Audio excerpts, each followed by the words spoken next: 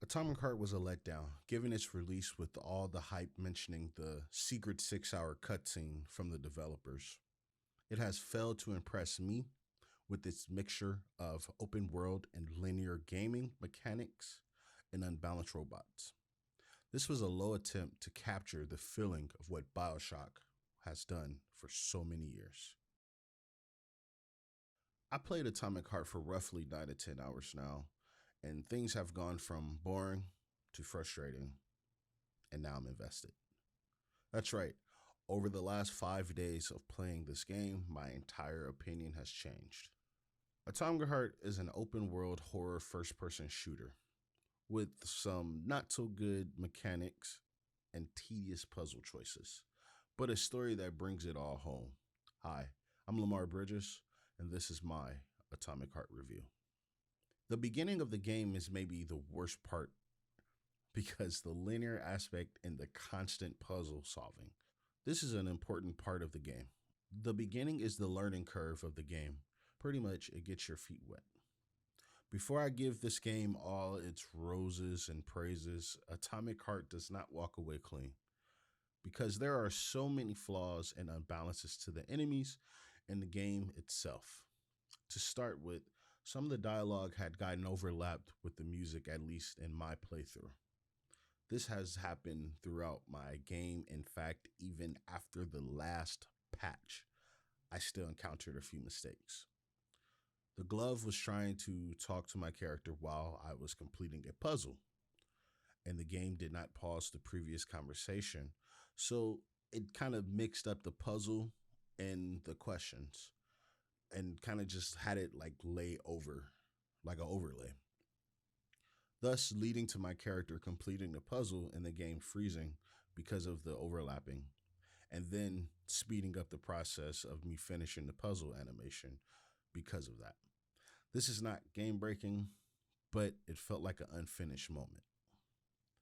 What I hated the most about this game were the boss fights and some of the enemies. This game boss fights are so unbalanced. The devs thought it was a great idea to make your character slow. Compared to your enemies, you're very slow. I understand I'm fighting robots, but it's like you're moving in 5 feet of water and the enemy is gliding across. The boss fights in this game can be really challenging, depending on the level of difficulty you like in your games. But keep in mind, I've been playing on normal. It's like the devs took a page from a From Software game. Atomic Heart is a shooter that does not put the shooting to great use. Powers do not work on all bosses, and guns only work sometimes.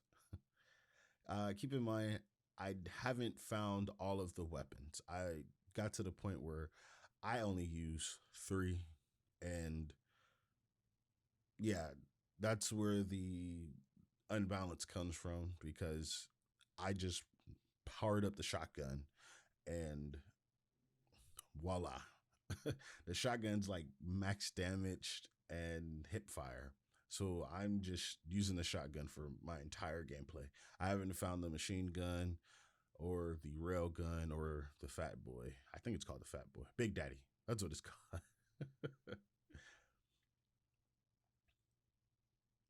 I get you can make combinations to fight, but how when your character moves half the speed of a snail? As I battled the sphere, I kept thinking, why is this in this game? The sphere is that ball that makes that circle. I hated that character. Which leads me to my second hate for this game, the combat.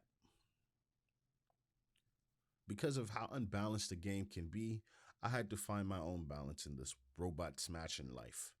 I ended up using three weapons so far through my playthrough. Dodging does not always work or feel good to use. The melee also sometimes work because of the hitbox you have. I can tell you a lot of times as I tried swinging my weapon, I would have to risk getting hit because of the small chance you have of attacking one. You can buy a second dodge upgrade. Maybe that will help you in the combat because enemies can and will heat seek. What I mean by heat seek is They're coming right for you after you kind of already dodged a little too early sometimes. Or if you're dodging and yeah, they'll still hit you. And to add to the unbalance, you cannot use the powers right after another. I tried using Polymer and Frostbite to make a combo, and as I switched the powers, the Polymer erased. So, my advice, pick powers that you can use with your weapons, not the powers. Do not mix and match your powers. Mix and match with your weapons and powers. Looking back, this game plays like Bioshock. The atmosphere, the jump scares, though the scares are not scary per se, the game's story has the drive to ignore what the mechanics lack. I even went back to play the first Bioshock, and the feeling is almost identical. They even kept the no sprinting in both games. I normally do not talk about the story of the games I am reviewing, but the story is overall the best thing about this game. The combat can be fun at times, like using your shock and the polymer power to conduct a bed of high voltage. But my favorite is the telekinesis power. Once you upgrade the slam attribute to it, here's a fair tip I'll give. In my opinion, not all powers are good. So find two that work well for you and stick with them. If I had to give this game a rating, I would give it a solid 7. There's enough bad things in this game to make it a 6, but the story is so compelling. It boosts it up to that solid 7. I'm not giving it an 8. I won't give it a 9, but a solid 7.